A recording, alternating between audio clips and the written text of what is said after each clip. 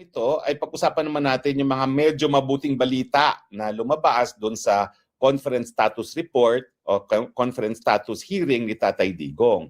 Hats off dito sa presiding judge ni Tatay Digong na si Joanna Corner, isang bihasang huwes po galing sa Inglaterra. No? Ano ba yung sinasabi kong dalawang mabuting balita na sinasabi dahil nga dito sa obserbasyon itong si Joanna Corner, si Judge Corner?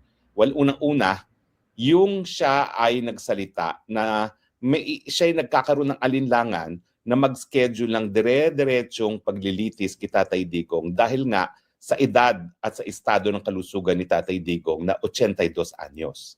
Ano ibig sabihin yan? Well, kasi alam mo naman, hindi ring spring chicken itong si Judge Corner. No? So siguro naintindihan niya talaga anong epekto ng edad, hindi lang doon sa pang-araw-araw na buhay, kundi doon sa abilidad na humarap sa paglilitis. Kasi itong paglilitis nga ito, hindi gaya ng mga naunang pagdinig na sa kaso ni Tatay Digong, si Tatay Digong ay i-require na mag-attend. Dahil merong karapatan ang mga akusado na harapin ang kanilang mga nagsasakdal at ganun din, may mga karapatan din ng mga biktima di umano na harapin yung kanilang dinidimanda. No? So ang sabi niya, bagamat nagtakda siya na ang simula ng pagbibista ay November 30, hindi siya magbibigay talaga ng fixed dates dahil sa tingin niya hindi kakayanin ng dire-diretsong paglilitis. So ang iniisip niya ay magkakaroon ng break sa gitna ng kada linggo para naman makapagpahinga si Tatay Digong.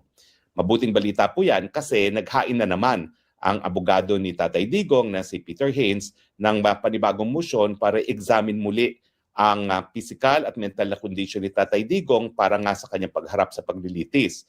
At ang sabi niya, karapatan naman ni Tatay Digong na every 120 days ay magkaroon ng ganyang examination at itong motion na ito ay hinain sa kabila ng report mismo ng registry na nag-confirm na talagang natutumba-tumba na si Tatay Digong. No?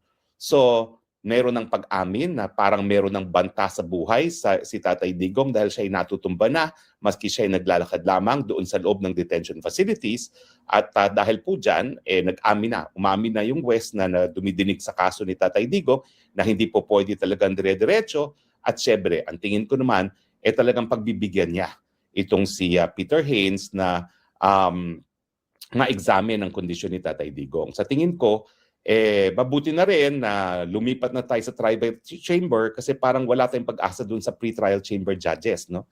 Well, di ko naman sila masisisi kasi nga nagkaroon ng mga motion para i-inhibit ang ilan sa kanila at pati yung prosecutor. No? So ito at least fresh start. Bagong abogado, wala namang kahit anong motion na hinain itong si Peter Haynes na pinapaalis ang kahit sinong West. So walang dahilan para pag-inita naman itong si Tatay Digong. Kaya sa tingin ko, nagiging mas patas itong trial chamber kay Tatay Digong kaysa yung mga pre-trial chamber na parang galit kay Tatay Digong. Kung nakikita niyo yung mukha ng presiding judge dun sa confirmation of charges, kulang na lamunin niya yung mga abogado ni Tatay Digong. No?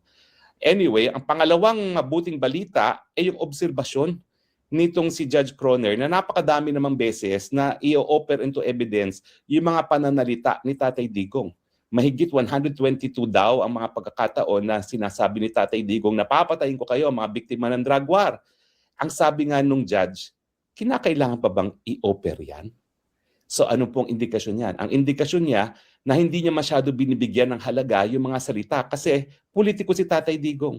Salitang politiko talaga yung mga bagay-bagay na yan. Bakit? Talaga namang ang pangako niya, lalabanan ng kriminalidad.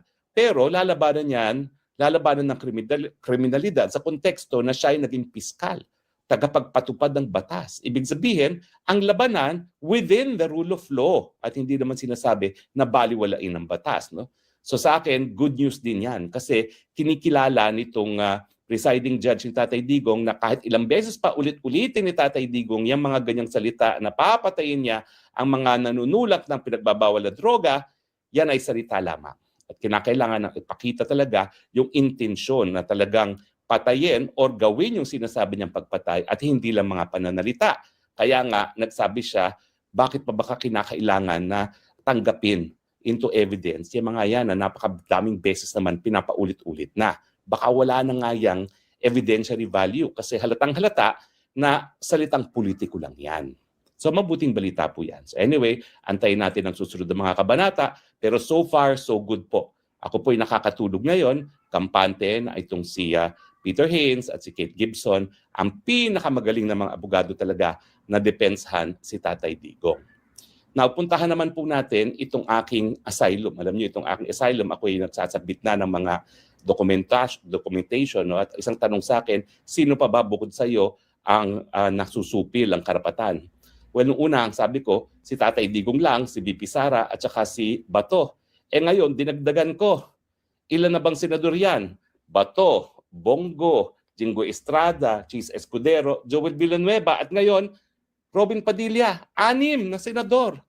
6 out of 24 na senador ngayon ang kinakasuhan ng gobyernong ito. Bukod pa dyan, ilang mga vloggers. 20 vloggers. Kasama na sila Lorraine Badoy at saka si Ka Eric Celis, di ba? At saka si June Abines. At saka